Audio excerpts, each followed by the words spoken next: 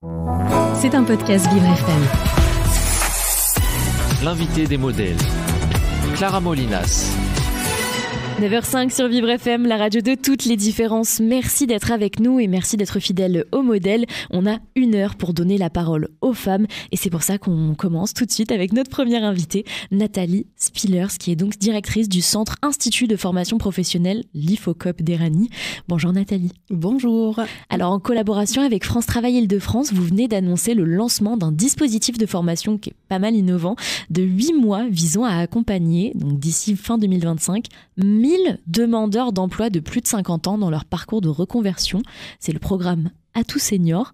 Alors là, je viens de le présenter peut-être avec mes mots, mais je pense que vous le ferez beaucoup mieux. Est-ce que vous pouvez nous le présenter ? Oui, alors d'abord je voudrais dire que je suis ravie d'être avec vous ce matin pour partager un sujet qui me tient à cœur et qui nous tient tous à cœur à l'IFOCOP, l'emploi et plus particulièrement le retour à l'emploi des seniors.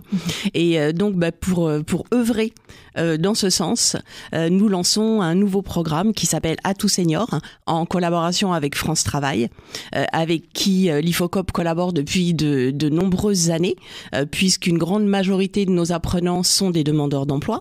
Et donc là, on a voulu favoriser et donner un accès à la formation plus facile aux seniors, public pour lequel, on le sait, les difficultés d'accès à l'emploi sont souvent plus importantes que sur le reste de la population. Donc, en quelques mots, Atout Senior, c'est la potentialité avec un financement facilité et parfois aidé par France Travail d'accéder à une formation certifiante, donc de remettre à jour ses compétences. Et ce programme, en fait, c'est le modèle de l'IFOCOP. On travaille sur ces bases-là depuis plus de 50 ans avec les demandeurs d'emploi et quel que soit leur âge. Mais on avait déjà accompagné des seniors et en quantité, et on sait que ça fonctionne. Ouais. Et donc voilà, on a partagé ce modèle avec France Travail avec l'idée de faire un focus. Et on retrouve les 2 axes qui, à mon sens, doivent être privilégiés pour favoriser le retour à l'emploi des seniors. D'une part, il y a l'axe des compétences. Développer ses compétences, aller chercher de nouvelles compétences, quel que soit son âge. Et donc, ce dispositif, c'est avant tout un dispositif de formation, puisque les apprenants sont avec nous 4 mois en temps plein, de manière très intensive, soit pour aller remettre à jour leurs connaissances dans un domaine qu'ils ont déjà expérimenté, soit pour se reconvertir totalement.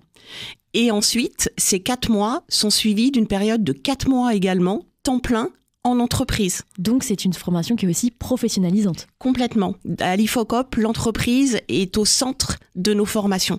L'objectif, bien sûr, c'est d'aller rejoindre l'entreprise ou une structure économique, donc bien sûr qu'elle doit être placée au centre des apprentissages. Et donc c'est 4 mois temps plein en entreprise. Alors on parle pas de stage, on est entre adultes plus les seniors. On parle plus volontiers de période d'application pratique, mais c'est un stage. Et du coup, on va avoir, ça va faire tomber d'abord beaucoup des préjugés qui sont attachés au recrutement d'un senior. Et puis, ça va permettre de vivre ensemble, d'expérimenter le plus les avantages à intégrer un senior qui vient de se former. Et ça débouche, notre objectif, notre engagement avec France Travail, c'est plus de 80% d'accès à l'emploi à l'issue de la formation. C'est sur les 3 mois. Mais nous, on sait qu'au-delà de 3 mois, on aura un score qui sera plus élevé que ça. Et c'est la finalité, rien d'autre. La formation et le dispositif est un moyen de retourner à l'emploi. Et la réinsertion pour les seniors. Est-ce que ce sont des parcours qu'on peut personnaliser un petit peu, parce que c'est vrai que retourner sur les bancs de l'école quand on a plus de 50 ans, ça peut être un peu bizarre. On a peut-être aussi d'autres problèmes un petit peu plus personnels, des enfants à gérer, les horaires d'école. Comment est-ce que l'IFOCOP arrive à gérer tous ces profils différents ? Alors, il y a aussi quelque chose que je voudrais mettre en avant. La seule différence, nous, qu'on voit entre nos apprenants seniors et les plus jeunes, ça aussi, c'est important à souligner. On n'a pas monté un dispositif qui s'adresse exclusivement aux seniors. C'est-à-dire que les seniors viennent rejoindre nos groupes d'apprenants et du coup, on a toute la richesse du mélange et du partage et ils vont retrouver en formation ce qu'ils vont vivre en entreprise. Bien sûr, ils vont apprendre avec les plus jeunes. Et donc, moi, je dirais que la seule différence que l'on voit, nous, c'est que sur les apprenants seniors, on a beaucoup plus de reconversions subies que de reconversion choisie. Voulu. Ouais. Voilà. Et donc là, on touche du doigt ce que vous évoquiez, qui peuvent être des difficultés d'ordre physique, avec des reconnaissances de travailleurs handicapés, des situations de handicap. Ça peut être aussi des difficultés parce que notre métier, qu'on a aimé pendant des années, on peut plus l'exercer parce qu'il n'existe plus, ou plus dans les conditions où on était formé il y a 30 ou 40 ans. Ou nous, voilà. on n'est pas forcément, on n'a pas forcément la force physique pour y arriver non plus. C'est tout à fait ça. Et du coup, on est obligé d'accompagner un peu plus qu'avec les autres apprenants ces parcours, parce que quand c'est un parcours subi, c'est plus compliqué. Voilà, de le vivre, de le porter, parce que c'est aussi une action que nos apprenants doivent porter, puisque, comme je l'ai évoqué, c'est assez dense. Voilà, c'est pas toujours facile de se dire à 50 ans je retourne à l'école, même si c'est pas l'école. Voilà, on est dans une formation beaucoup plus interactive. C'est pas, on n'est pas devant le professeur qui, avec la craie au tableau, nous fait faire des devoirs. Et voilà. Et pourquoi aussi c'est personnalisé ? C'est parce qu'en fait, nous on forme à des métiers à l'IFOCOP, donc tous les métiers du tertiaire, mais on sait qu'un métier peut se décliner totalement différemment en fonction de la taille de l'entreprise, en fonction du métier de l'entreprise. Et là aussi, on va les accompagner pour qu'ils trouvent leur place par rapport au métier qu'ils ont choisi. Voilà, donc il y a plein d'indicateurs en fait qui rentrent dans la construction d'un projet professionnel. Ça va être la proximité, ça va être la taille de l'entreprise, les valeurs, tout ça. Tout à fait. Est-ce que justement vous avez déjà des retours sur ce Et programme un premier retour dont on est fier, en fait, on a accueilli les premiers apprenants au mois d'octobre, fin septembre, début octobre. Et donc, pour certains d'entre eux, les 4 mois de formation en centre s'achèvent. Et en fait, on mesure déjà aujourd'hui sur les premiers groupes que l'accès à l'entreprise n'est pas plus difficile pour les seniors que pour nos apprenants de moins de 50 ans. Génial. Donc ça, déjà, c'est un premier plus. Et puis, on les voit, en fait, se transformer, s'approprier leur nouveau métier. Et puis, j'ai envie de dire, retrouver de la confiance.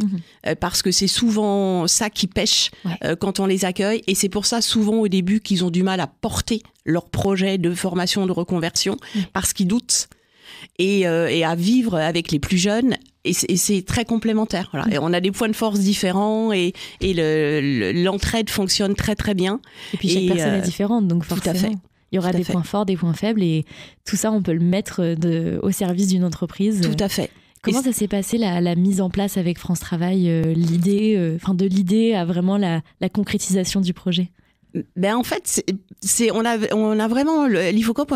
D'abord, c'est une entreprise qui a plus de 50 ans aujourd'hui, et donc parmi les équipes IFOCOP, on a des seniors. Voilà, donc c'est un sujet qui nous parle, qui nous tenait à cœur, et on a souhaité valoriser les résultats qu'on avait.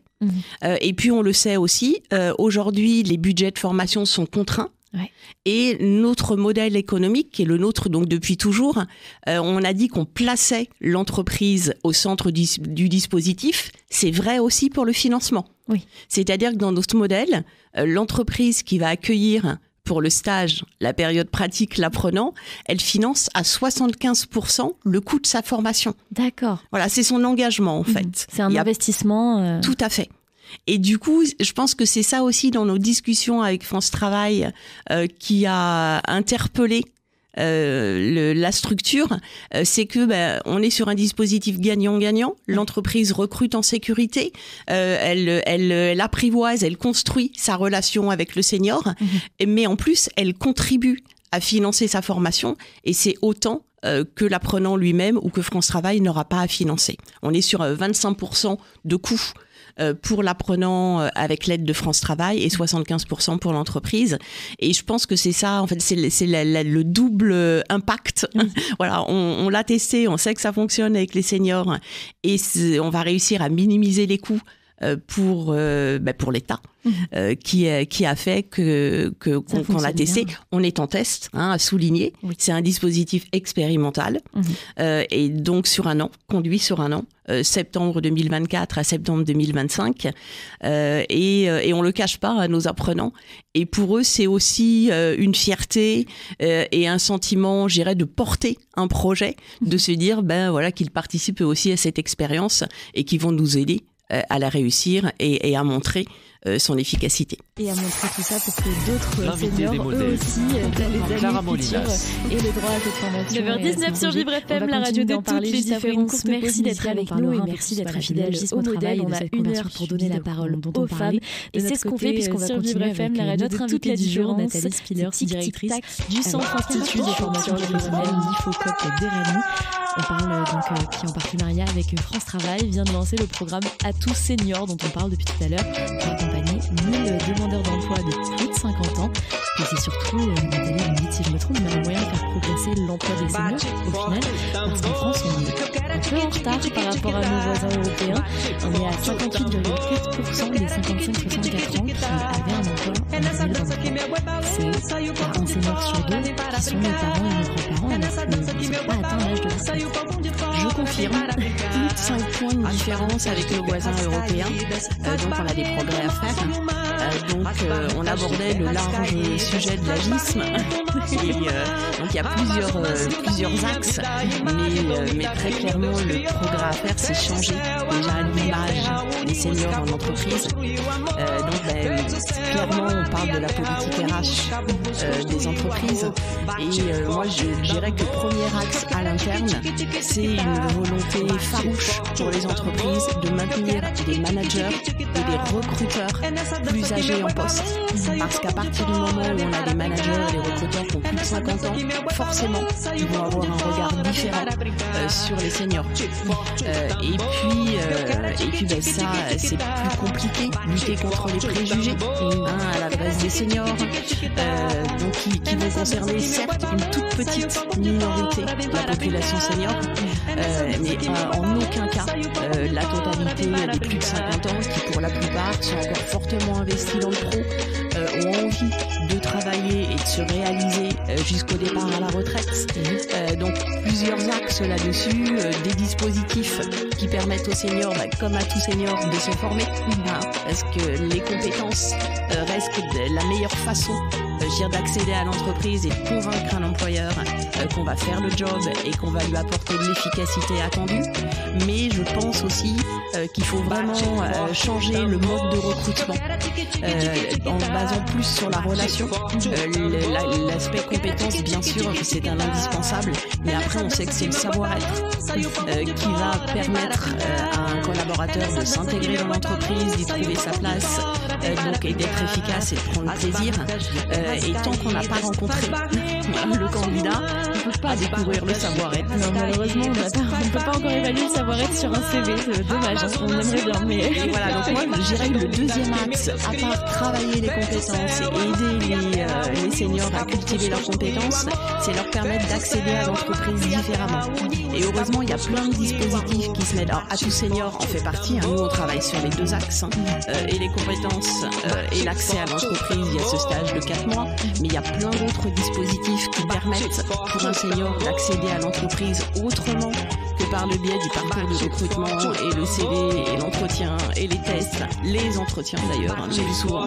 Et donc moi je recommande les périodes d'immersion en entreprise. Même si on ne change pas de métier, on peut très bien aller découvrir son métier dans un autre secteur d'activité, une autre taille d'entreprise. France Travail propose beaucoup de dispositifs dans ce sens aux seniors. Tous les dispositifs où il y a un stage, quelle que soit sa durée, et que ce soit attaché à une formation ou pas, le stage permet justement le vivre ensemble et la découverte de la valeur au quotidien en entreprise du senior. Moi j'ai envie de parler aussi de tout ce qui est rencontres, salons, le fameux bénévolat. Ça peut être une manière de pénétrer une entreprise en fonction des secteurs d'activité. Voilà, 9h19 sur Vivre FM, la radio de toutes les différences. Et puis après, merci d'être avec nous. Je l'évoquais, un politique RH, travailler à l'intérieur de l'entreprise, et c'est ce qu'on fait puisqu'on va continuer avec les managers sur des postes clés le plus souvent possible après 50 ans, y compris en adaptant. Voilà. La durée du travail, ça peut être des temps partiels, accompagner les salariés dans le développement et le maintien des compétences. Voilà, un des gros préjugés par rapport aux seniors, c'est le manque d'agilité digitale. Moi, je peux vous dire que c'est pas un manque d'agilité, souvent c'est un manque de formation et un manque d'accompagnement aux outils digitaux, parce que nous, forcément, formation du secteur tertiaire, on est en plein dedans. Voilà, la digitalisation digitalisation, c'est pas que des mots, c'est le quotidien. Et je peux vous dire que les seniors qu'on accueille, même si parfois une différence avec la durée d'apprentissage peut être donc on a des progrès à faire. Une fois que on abordait le large et les connaissances sont appropriées, ils sont tout aussi agiles et efficaces, plusieurs axes. Mais puis à chaque âge, c'est changer ses atouts. L'image, ils ont plein d'autres seniors en entreprise, notamment.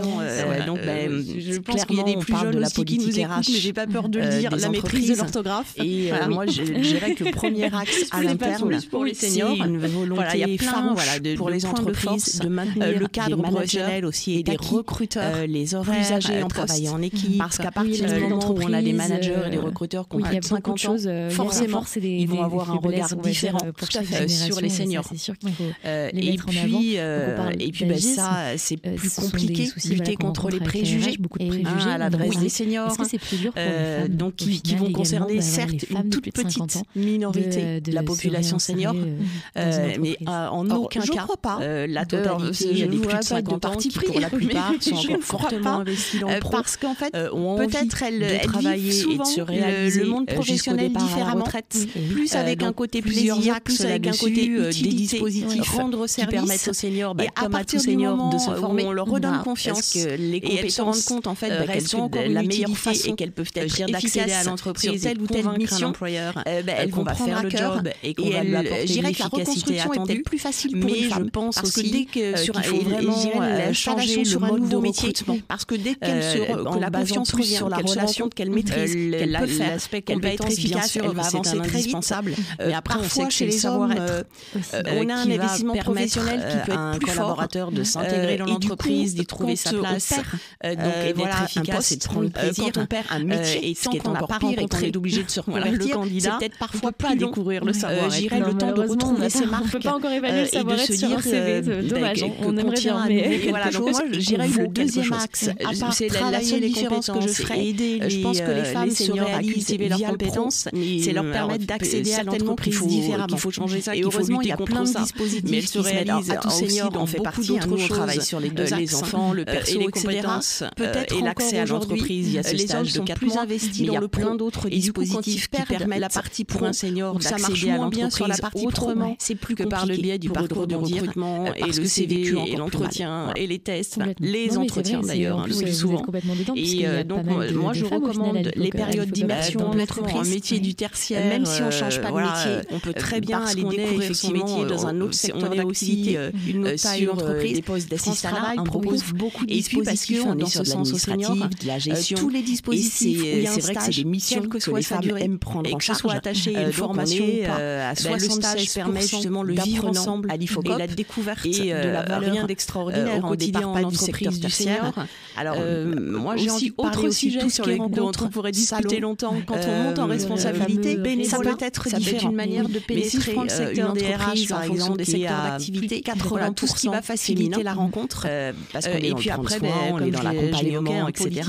On a sur les postes d'assistante RH, de gestionnaire de paye, garder quasi que des managers sur les postes clés. Quand on passe sur des postes de responsable RH ou de directeur RH, et ben on a à peu près 50-50 du travail, ça peut être des temps partiels, hommes-femmes, accompagner les salariés, c'est un bastion des compétences du féminisme, un gros préjugé par rapport aux seniors. C'est le manque d'agilité digitale, parcours professionnel, comment dire que c'est pas un manque d'agilité, plusieurs étapes et plusieurs formations professionnelles et un manque d'accompagnement pour pouvoir monter en responsabilité dans l'entreprise. Formation du secteur tertiaire. C'est le plus gros combat, je pense, aujourd'hui. La digitalisation, c'est pas que des mots. C'est le quotidien. Et je peux vous dire que les seniors qu'on accueille, même si parfois, je dirais, la durée d'apprentissage peut être plus longue, très clairement, on espère et les connaissances sont appropriées, précurseurs.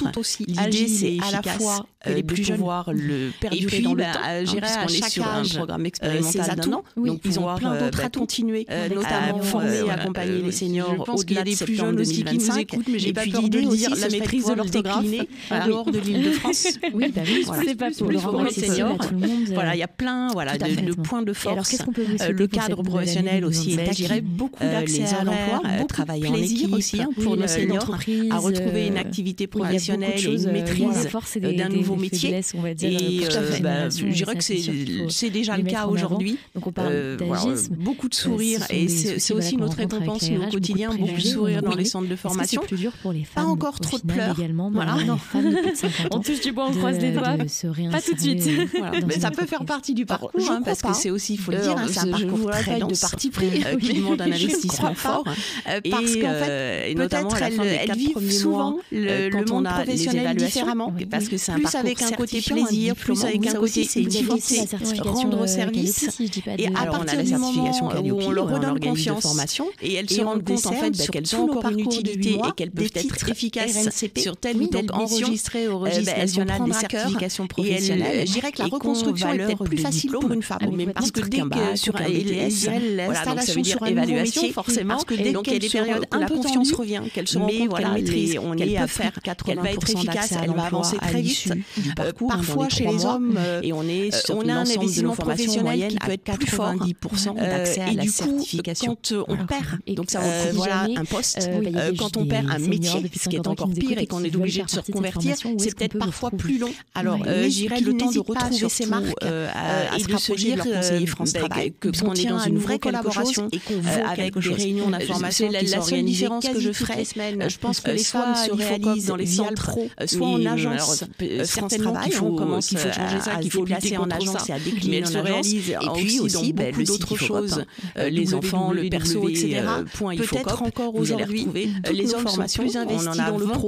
Et du coup, quand ils perdent la partie pro, ça marche moins bien sur la partie pro. Voilà, tout le monde est bienvenu et c'est vraiment là aussi comme en entreprise la richesse. Le mélange, les différences qui font la force d'une équipe. De femmes au final, c'est sur ce très beau message qu'on va citer aujourd'hui. Merci beaucoup d'avoir été avec nous, Nathalie. Parce qu'on est effectivement, on est aussi sur des postes d'assistanat, un bon coup. Et puis parce qu'on est sur de l'administratif, de la gestion. Et c'est vrai que c'est des missions que les femmes aiment prendre en charge. Donc on est à 76% d'apprenants à l'IFOCOP. C'était un podcast rien d'extraordinaire. Appréciez ce programme, n'hésitez pas à vous abonner. Aussi, autre sujet dont on pourrait discuter longtemps quand on monte.